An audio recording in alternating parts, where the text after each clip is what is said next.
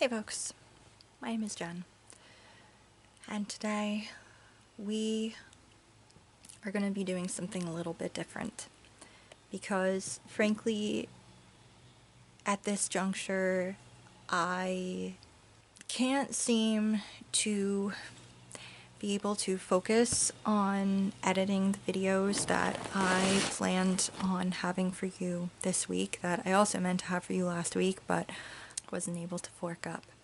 Because of that, in part, and also in light of the fact that everything's ass over goddamn fucking tea kettle right now, we're gonna be doing something different today.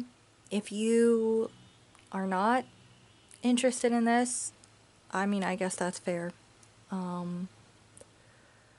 But otherwise, I'm sure this stuff is probably somewhere elsewhere on YouTube, but fuck it. I'm going to read to you the Declaration of Independence, and I want you to listen carefully to some of the accusations and things that our forefathers wrote in there about King George at the time, back in 1776. I think you'll know which things might sound a little bit familiar to you. And this is also for posterity, in case you wake up one day and the government websites have something different written on there. So it begins with, when in the course of human events becomes necessary for one people to dissolve the political bands which have connected them with another, and assume among the powers of the earth the separation and equal station to which the laws of nature and of nature's God entitle them, a decent respect to the opinions of mankind requires they should declare the causes which impel them to the separation. So that was their opening lines of, here's some shit that impels us to separate from England at the time. We hold these truths to be self-evident, that all men are created equal, that they are endowed by their Creator with certain unalienable rights, that among these are life, liberty, and the pursuit of happiness, that to secure these rights governments are instituted among men, deriving their just powers from the consent of the governed, that whenever any form of government becomes destructive of these ends, it is the right of the people to alter or to abolish it and to institute new government, laying its foundation on such principles and organizing its powers in such form as to them shall seem most likely to affect their safety and happiness. Prudence, indeed, will dictate that governments long established should not be changed for light and transient causes, and accordingly all experience has shown that mankind are more disposed to suffer while evils are sufferable than to right themselves by abolishing the forms to which they are accustomed. But when a long train of abuses and usurpations, pursuing invariably the same object, evinces a design to reduce them under absolute despotism, it is their right, it is their duty, to throw off such government and to provide new guards for their future security. Such has been the patient sufferance of these colonies, and such is now the necessity which constrains them to alter their former systems of government. The history of the present King of Great Britain is a history of repeated injuries and usurpations, all having in direct object the establishment of an absolute tyranny over these states. To prove this, let facts be submitted to a candid world. He has refused his assent to laws, the most wholesome and necessary for the public good. He has forbidden his governors to pass laws of immediate and pressing importance unless suspended in their operation till his assent should be obtained, and when so suspended he has utterly neglected to attend to them. He has refused to pass other laws for the accommodation of large districts of people, unless these people would relinquish the right of representation in the legislature, a right inestimable to them and formidable to tyrants only. He has called together legislative bodies at places unusual, uncomfortable, and distant from the depository of their public records, for the sole purpose of fatiguing them into compliance with his measures. He has dissolved representative houses repeatedly, for opposing with manly firmness his invasions on the rights of the people. He has refused for a long time after such dissolutions to cause others to be elected, whereby the legislative powers, incapable of annihilation, have returned to the people at large for their exercise, the state remaining in the meantime exposed to all the dangers of invasion from without and convulsions within. He has endeavored to prevent the population of these states, for that purpose obstructing the laws of naturalization of foreigners, refusing to pass others to encourage their migrations hither, and raising the conditions of new appropriations of lands. He has obstructed the administration of justice by refusing his assent to laws for establishing judiciary powers. He has made judges dependent on his will alone for the tenure of their offices and the amount and payment of their salaries. He has erected a multitude of new offices and sent hither swarms of officers to harass our people and eat out their substance. He has kept among us in times of peace standing armies without the consent of our legislatures. He is affected to render the military independent of and superior to the civil power.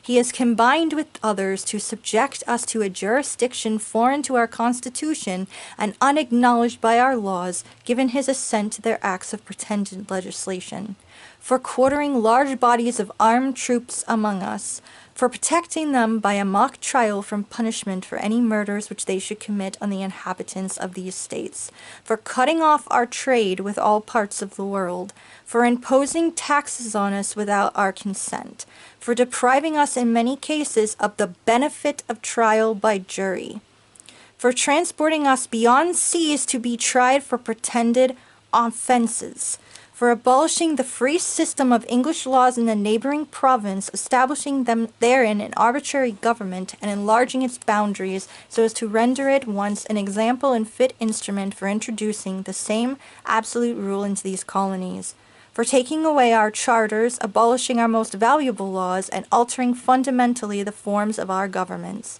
for suspending our own legislatures and declaring themselves invested with power to legislate for us in all cases whatsoever.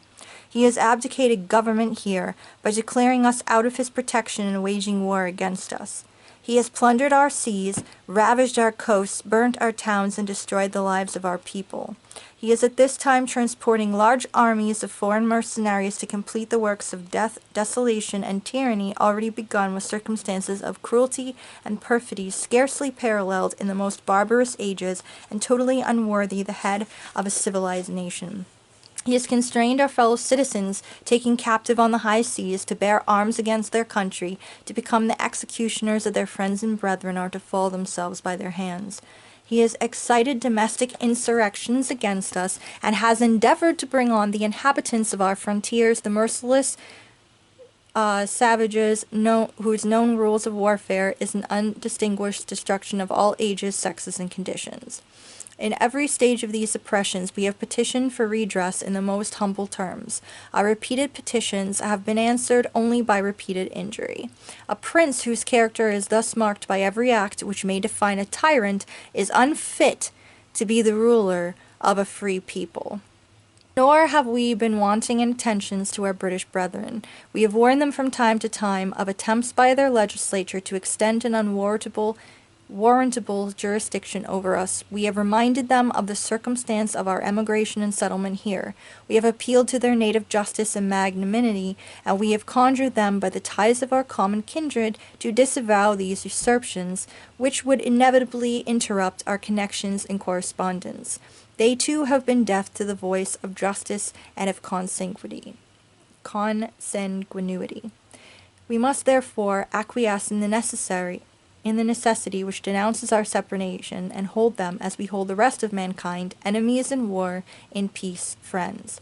We, therefore, the representatives of the United States of America in General Congress assembled, appealing to the Supreme Judge of the world for the rectitude of our intentions, do in the name and by authority of the good people of these colonies solemnly publish and declare that these united colonies are, and of right ought to be free and independent states, that they are absolved from all allegiance to the British Crown, and that all political connection between them and the state of Great Britain is and ought to be totally dissolved. that as free and independent states, they have full power to levy war, conclude peace, contract alliances, establish commerce, and to do all other acts and things which independent states may of right do. And for the support of this declaration, with a firm reliance on the protection of divine providence, we mutually pledge to each other our lives, our fortunes, and our sacred honor. Also, I thought maybe I could remind you all of our Bill of Rights, because that seems to be a matter of fucking discussion a lot recently as well. Amendment 1. Congress shall make no law respecting an establishment of religion, or prohibiting the free exercise thereof, or abridging the freedom of speech or of the press, or of the rights of the people peaceably to assemble and to petition the government for a redress of grievances. Amendment 2. A well-regulated militia being necessary to the security of a free state, the right of the people to keep and bear arms shall not be infringed. Amendment 3. No soldier shall in time of peace be quartered in any house without the consent of the owner, nor in time of war, but in a manner to be prescribed by law.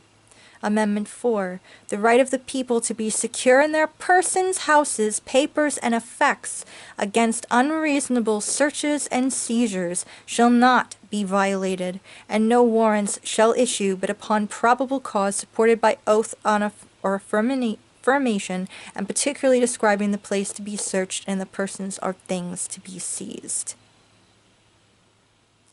Amendment 5. No person shall be held to answer for a capital or otherwise infamous crime unless on a presentment or indictment of a grand jury, except in cases arising in the land or naval forces or in the militia, when in actual service in time of war or public danger.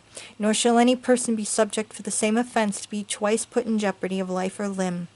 Nor shall be compelled in any criminal case to be a witness against himself, nor deprived of life, liberty, or property without due process of law. Nor shall private property be taken for public use without just compensation.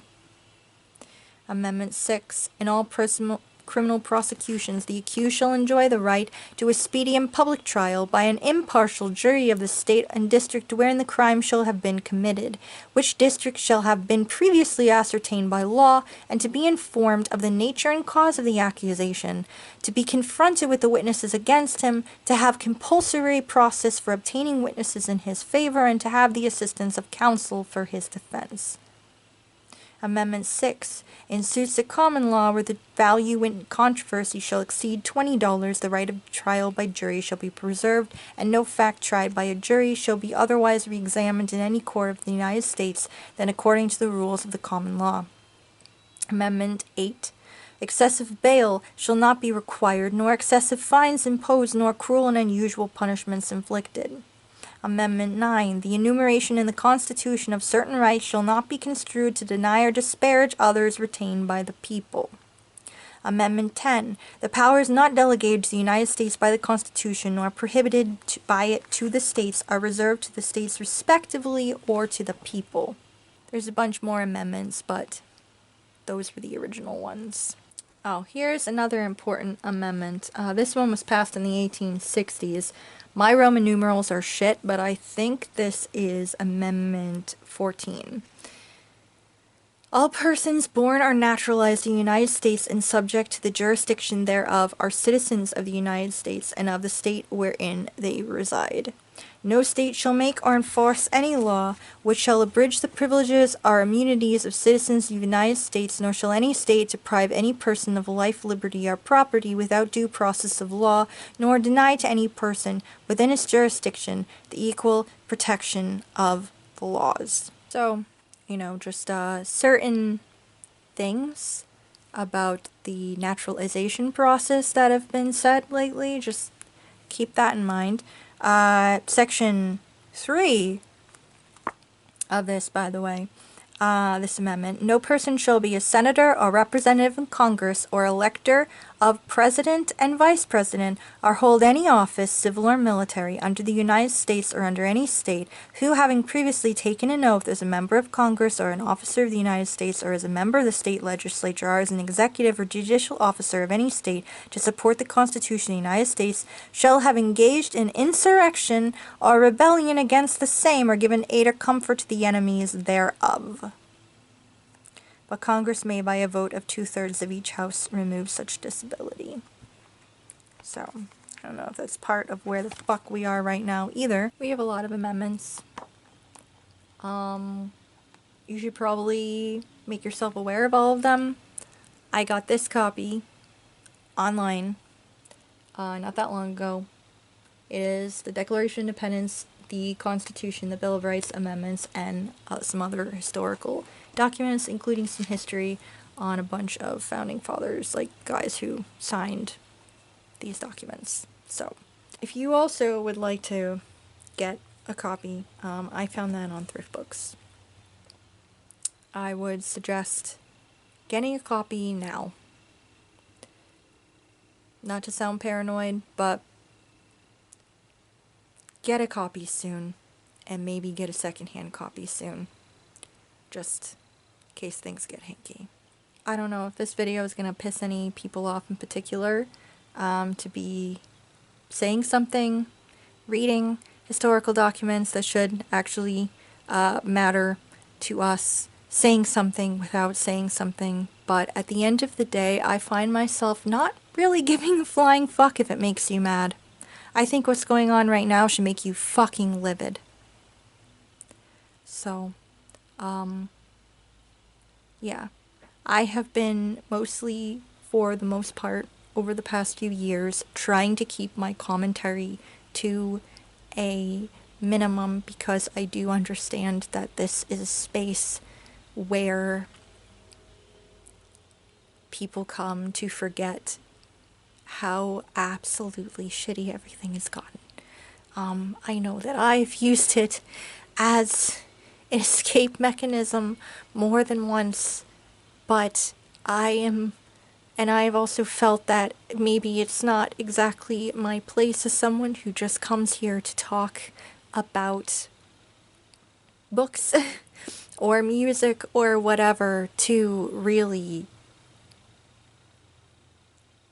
I don't know, say anything within this space. But you know what?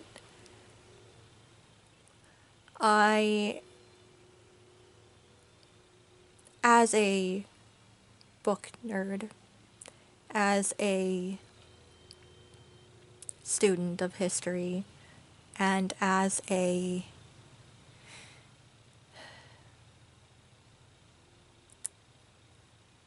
someone who used to be proud to be from here,